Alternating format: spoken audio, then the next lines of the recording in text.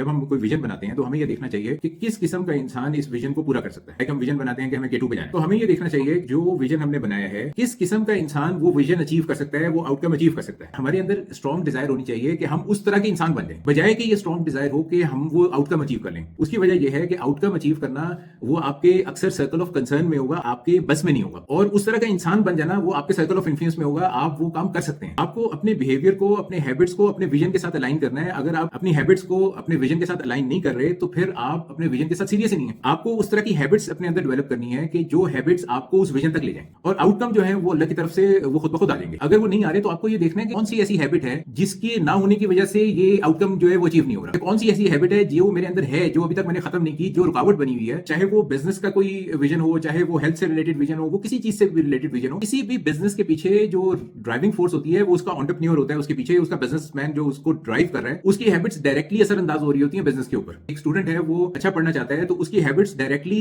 Impact कर रही होंगी उसकी स्टडीज को। एक प्रोफेशनल है, उसकी ग्रोथ में उसकी हैबिट्स डायरेक्टली इंपैक्ट कर रही होती हैं। तो जिस किस्म का भी विजन हो, आप अपने आप पे काम करना शुरू कर दें। रिजल्ट्स अल्लाह के हाथ में है, वो हमारे हाथ में नहीं है। हमें ये चीज समझनी है कि हम वैसा बंदा बनने की पूरी कोशिश कर लें, पूरी जान मार दें, और उस रिजल्ट्स को प्रोड्यूस करने के लिए हम अल्लाह से मांगते रहें, हम उसके लिए पूरी जान मारते रहें।